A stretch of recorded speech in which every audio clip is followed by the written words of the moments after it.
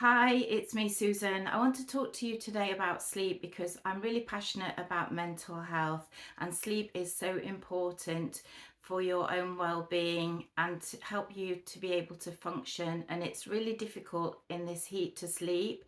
So I wanted to share some tips I have with you and see how it goes. And then also to share a little love letter with you, and I'll tell you why later on. But first, it's about sleep.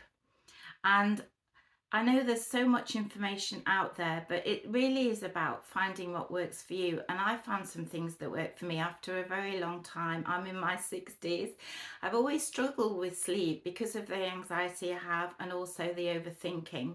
So when I'm in bed, I'm literally going through the day's conversations, what I said, what I should have said, what I shouldn't have said, and that can keep me awake. Plus, I've always got lists to do and things like that. I'm very busy. I'm always trying to make the most of every single day.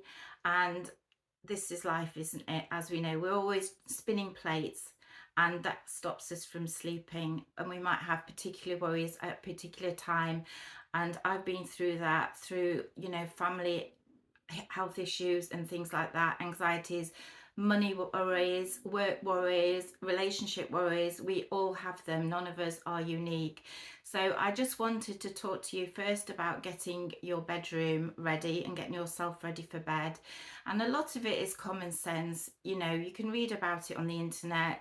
Have a warm bath, have a shower, prepare your bedroom. Keep your curtains closed, keep your bedroom cool, and that really does help. And create that calm environment. Don't have pictures of family members in your bedroom, because if you're having worries over them, that's the last thing you need to see. And just make your space as you want it, really. Just calm, relaxed, inviting, ready for sleep. I think for me, when we talk about showering and everything else, it's about feeling clean. So it's not about the whole relax before bed. It's about feeling cleansed, that I can go to sleep cleansed. And for many years, I couldn't be bothered to take my makeup off and things like that. But now I really feel like it really helps me take that step to feel like calm and clean for bed. New pajamas, fantastic. Clean pajamas, fantastic. Whatever. But generally, just to feel nice. People talk a lot about pillow mists and things like that. You can get those and they might work for you. But I actually like to just put my own perfume on because I think that's again about feeling nice, smelling nice. Even if you're just by yourself, it is nice to feel sort of fresh, if you like. Um, I think good pillows and bedding are essential. I do love a feather and down a pillow, feather and down duvet. And I think for my anxiety, I really like a heavy duvet. I've always liked heaviness on me on bed. So I tried the weighted blanket. That was a killer for arthritis. I didn't like that. My legs felt like they were under lead, and I didn't like that lack of freedom that I could move around, because they really are heavy. So weighted blanket wasn't for me, but it could be for you. But I do like a feather and down duvet as well, and I feel that gives me weight for sleeping. And if it's really cold, I'll have eiderdowns and things like that. So yeah, I think the pillows, the duvet are really important. I don't like lightweight things in the summer. I particularly struggle. So I'd rather have a normal duvet and just kick the feathers down to the bottom, but definitely need to feel covered over. So that's one thing I like. Now, a little bit random, and I told you it might be a little bit quirky, but a couple of Easters ago, I went with my granddaughter to Home Bargains, and there was all the little rabbits and what have you, the soft toys. And I think when you sleep alone, it's really difficult because you got really no one to snuggle up to. And sometimes, yes, you can grab the pillows and that sort of thing. But I bought her a rabbit. She wanted this soft toy rabbit, and I thought, I wonder if I actually need something to sleep with. And so this is really strange, but I found it really helps. So let me introduce you to Rabbit. So I just tend to like reach for it. If I can't sleep, I'll just reach for it and hold it. And I think it's probably something going back to, you know, when the children were little and get in the bed and you grab them, or when I have a partner, you grab your partner. But I just think for whatever it costs, £5 or £6, that a rabbit or a soft toy of your choice just really helps. And once I've grabbed that, I think, right, I'm going to sleep. Chihuahuas are good for that, but they don't always stay still. And to be honest, I don't really like sleeping with them in the bed. So a rabbit will do. Other thing, I think if you wake up in the night, as I used to do, I'm not bad at the moment. My anxiety at work's not bad, but I always have a pen and paper by the bed. I think that's really great, and then you can write down what's worrying you or your list and park that, and you know you don't need to be whittling all night, that you've got a job to do that you might forget. So write it down, let it go. You can also visualize clouds, can't you? And you can put all your worries in the clouds, and the clouds will go and transition, and that's quite a nice thought when you are worrying about things. If you can't sleep, you can't get comfortable, what I really try and do is the body scanning exercise, so from my ankles to my head. And that's a technique that they use in the forces to try and get like army personnel and things to sleep, because obviously they might be in a ditch or anywhere, they might have a short break, they might need really to sleep before they go into combat. So that's one thing they do. And what I try and do is really physically feel the bed under me. So how that would work is I would lie still, and I tell myself, stop wriggling about, stop messing about, lie still now, you're not moving again. And I literally have to talk to myself, and then I lie flat and I feel the sensation of the bed under me. So how that would work is I'd start with my toes and start thinking, right, your toes, what can you feel? You can feel the duvet on top of you, relax your toes. And then I'd go onto my feet. Yes, your feet are, you can feel the heel on your bed. You're safe. I talk to myself all the time like that. You're grounded. And I feel the mattress under me as we go through the body. So next it would be my shins. You can feel, you know, underneath, you can feel the mattress, and then above you can feel the duvet cover, and so on and so on. So you do that, and you can tense and then relax, tense and relax, and all the time telling yourself what you can feel bit by bit going up your body. And I'll tell you something, you won't get more far than your thighs before you're gone, because that really does work. You'll never get up to your neck or your head or your eyes or any of that, because you'll be gone. So I think that's a really good one, and I really like that, especially the tense and relaxing. You can also count down, can't you? So counting from 100 down, and that's what you would do in an operation, and that's quite a good relaxant. Sometimes though, I do wake up in the night, and I've got a kettle in my bedroom, and I will have a sleep tea. And whether that works or not, the fact that I've got up, had a sleep tea, and that puts me back to sleep. So it's chamomile, apple and passion flower to help support normal sleep. And the minute I've had that, I think, right, you can go back to sleep now, you've had your drink. So it's probably mental, but I do think it does calm you down. It's caffeine free, and I get that from Aldi, and that's cheap as chips, so it's often a go-to. But as I say, I've not been at all bad lately, but I did get my mum some of these because she wakes in the night, and then I think it does help relax you and bring you back down. My son also bought me this, which I'm going to try and show you. So he got that from Amazon, I think, and I haven't used it yet, still in the box. And it's a Dream Egg Pocket Sleep 1 mini portable sound machine. So let's have a look. We'll unbox it together. Oh wow, it's tiny. So this is really good for holidays. I think he bought it for the moho. And so it just charges here with the USB port, and underneath it's got all the functions. So I'll just have a quick look what it does. I think it does like ocean and birds and things like that. I will put something on at the end. I'll actually use it because a lot of this is Chinese, which I'm not good at. But I will Google it and let you know. But I wanted to share this with you because he's read up on it, and it'll be good because my son always gets me brilliant stuff off the internet, so that's really good. So what else do I do? I don't know if I've told you yet because this is a bit of a scoop, but I did film extra work called Supporting Artist work for 18 years, and I really love some of the soaps I've been in. So there's quite a few things I'm on at the moment on ITV. I haven't done it for a good while since that time when we were all in our houses. So they stopped doing it then for a while, and people were at higher risk, weren't they, and going out and being amongst other people. But I was in the middle of filming something then, but as I say, it didn't continue. And then there were different risks for older people, and I don't count myself as massively old, but essentially I was in the wrong bracket, so I wasn't called again. So I haven't done anything since then.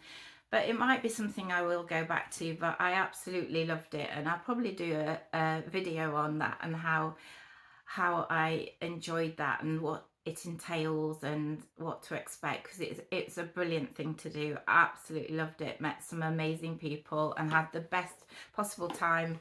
And as I said, there's quite a few things I'm on at the moment, but one thing I did enjoy doing was the soaps, and I'm a massive fan of Coronation Street. So this is something I sort of made up myself, and again, it's a curriculum.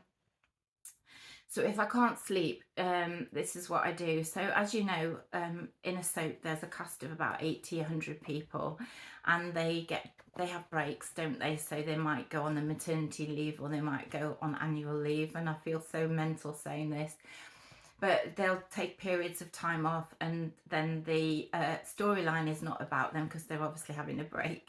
And if your soap's Emmerdale, EastEnders, whatever it is you watch, or whether it's The Archers, and that is another thing, I listen to The Archers a lot every night before sleep. My granddaughter's been brought up on The Archers, so whenever she stays, she's like, oh Nan, I can hear The Archers, but she actually likes it. So back to the story. So what I do is I try and think, this taxes my brain in the middle of the night, who is on arrest at the moment, because I go through the houses, call me sad, but I go through the houses and I think, oh, that person's not in it at the moment. And then I work through all the family members, because obviously if a person's not in it, then usually their family is out of it as well, having a break. I can't believe I'm sharing this with the world, but well, all 9 people. But that's what I do. I go through, and once I start on a family, I think, oh, that person's not been in for a while. And I'm watching the classic Coronation Street at the moment as well, so I can do it with both. And then I just go through, and I can visualize the house, because I have been to the Coronation Street set as a guest as well, so I can visualize the houses, and I know who's not in it at the moment, and I work through. And when I've started doing that, I really quickly get to sleep. So that's something you might think about if you're like me and a bit of a soap fan. But it does really work. So that's one thing I do. I like to listen to the Archers, and I like to do some visualization. And I also listen to YouTube videos. My dogs have just joined me now. So I listen. They think I'm going to bed, so they're ready. They don't want to miss out. So some of the things I listen to on YouTube are storytelling, and I absolutely love it. And there's an Irish storyteller, and he's called Stephen Dalton. So check him out. He does lovely stories, and he's also always interacting with people and asking them what they want. But he does like really lovely Irish stories, and you know, people working in a coffee shop, or the old lady in the coffee shop, whatever it is, check him out. And the other storytellers I really like are the Honest Guys. I really love their stories, and particularly things like the snow cabins, and you're crunching through the snow and everything. And before we've got to the cabin, I'm gone. There's usually a log fire burning, excuse me, dog's coming up, a log fire burning and all this sort of thing. And I absolutely love him, the Honest Guys. Another thing I like to listen to, and I am a Christian, and I'm really like to listen to people with other faiths, and I really like listening to Buddhas, and I like listening to their stories, and they talk about things like, I don't know, friendship, relationship, mindfulness, and I like listening to the Buddhist ways. I love that, and they put me to sleep as well. I think they're really great stories. And in the mornings, I try and listen back so I can take it all in, but I love them. So there's various things like that. I don't listen to music so much, and I do think it's beneficial if you can to have earphones in, especially if you're doing mindfulness, because it's going straight in the brain. I did hypnotherapy sessions ages ago for weight loss, and I just found the whole relaxing, listening, and being visual really helped me a lot. So that's something about stories I listen to. Now, another thing, again, a random one. When my grandchildren were little, I would read. Well, I'd put on the Beatrix Potter stories on BBC iPlayer, and they're lovely stories, and they're about 15 minutes long, and they were read by Alison Steadman, and they're absolutely gorgeous. I don't think they're on at the moment, but there are some of the Beatrix Potter stories, and they last about 15 minutes, and they just run on after each other. So whenever I've got my grandchildren, well, the little one is 6 now, and he tosses and turns, and I put that on, and I make him close his eyes and lie still, and we listen to those. Before I know it, I'm literally asleep with him. So they are so good. If you've got children, put them on if your children can't sleep. But I find as an adult, I still really enjoy them. So that's something else that I like to listen to. So that's sort of a lot of my hints and tips, and I hope they've helped you. Let me know what your hints and tips are, and I'd be really interested to know what works for you. But as I say, it's individual, isn't it? It's whatever works for you, and life is so stressful. We really need to make sure we have adequate sleep, because that's the time when our brains relax, recharge, replenish, and get ready for the next day. And if you're not sleeping, your mental health will go completely downhill. And I'm going to now read some stories, and these are love letters. And I'll do a couple, I think. But when I moved into this house about 18 months ago, there was some fitted furniture in this bedroom actually, and the previous people used this as an office. And there were all these cabinets on the wall, presumably from IKEA. And I hated them. I got them all down, and I turned it into a bedroom and decorated and everything. And this is where my grandson sleeps when he comes. And because I've got a bungalow, things need to be fairly tidy, but this room is not tidy at the moment. It's full of my moho stuff, so I need to really get it in the garage. But he sleeps in here. I know what I was saying. I've got the memory, oh, so bad at the moment. Anyway, so we had all these cabinets on the wall, and they were really, really heavy, and they were really bolted down. Anyway, I managed to sell them on Facebook Marketplace, and with the stipulation that the person had to get them off the wall. And then I always do that really, because then they've got all the screws, and you don't have to do anything, do you? So somebody came, got them off the wall, and wedged behind these cabinets were these love letters. And so I will read you a couple, but they're absolutely gorgeous, and I hope you enjoy them. I would probably read the whole lot on a separate video, because they are so touching and moving. And let's see if together we can find out who owns them and get them to their rightful owner. But they're so sweet, and I'm really into letter writing. I think it's just a dying art, and we really need to keep it going. But that's off on a tangent. So enjoy this letter or two, and I hope you have a lovely day. If you've not subscribed, please subscribe, because it helps me grow my channel. And I'd hate you to miss a video, because we don't know what randomness my brain is going to produce next. So join along with me, it would really make my day. And enjoy the sunshine while we have it. I hope you're doing nice things and enjoying your homes, your gardens, or quiet spaces, and relaxing and getting ready for the end of the school term. My granddaughter's having her exams at the moment, and I'm praying she does well. She tries so hard, and then she's going on her Duke of Edinburgh. So she's come and taken some moho stuff from me, sleeping bags and stuff, and I'm hoping she's going to have the best time, because that's what it's about, isn't it? Childhood and enjoying your time with your friends. So yeah, speak to you soon. Take care, everyone. Good night or good day. See you soon. So try to relax now as I read you this letter from Mike to Ada, and these were written in 1975 and 1976, and we have the sounds of the ocean to help you relax. So lie down, close your eyes and sleep listening to my story.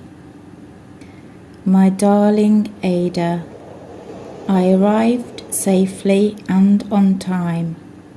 I'm sorry I didn't write yesterday, because it was lights out time. I've forgotten to pack pyjamas, but don't worry. The dormitories are quite warm, and it's not as cold up here as it was last week.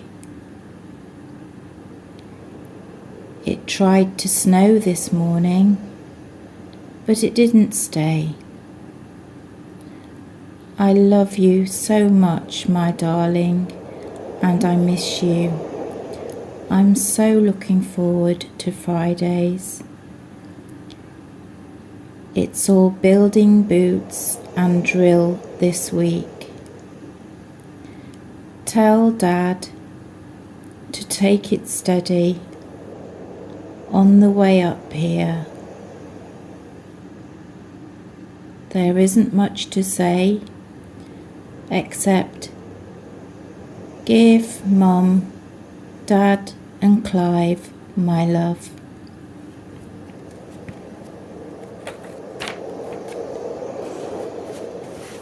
I love you, and I love you so much. I hope we'll be happy in the house.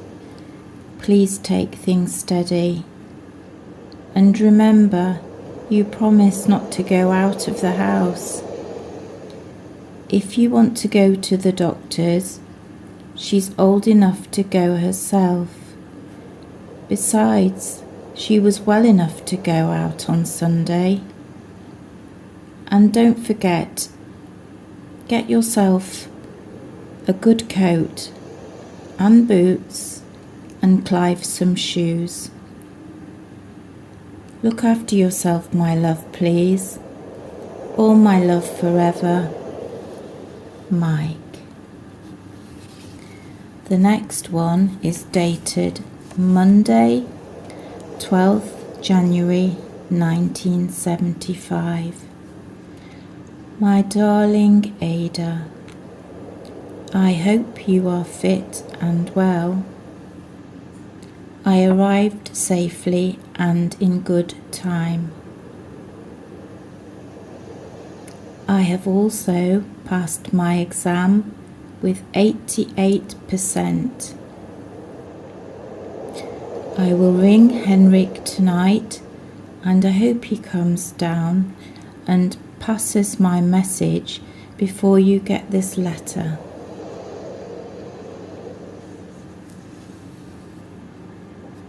There's a rumour around camp that there's a cross-country run this Thursday.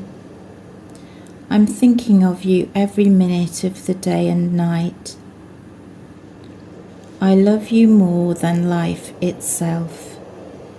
If this letter is late in coming to you and you get it on Wednesday, I hope you are all right and have a happy birthday, my love. I'm already looking forward to Friday when I see you again. Tell Mum and Dad I'm thinking about them and give them my love. I love you, my darling. So take care and look after yourself. I'll see you Friday, my love. Mike, I love you. Good night.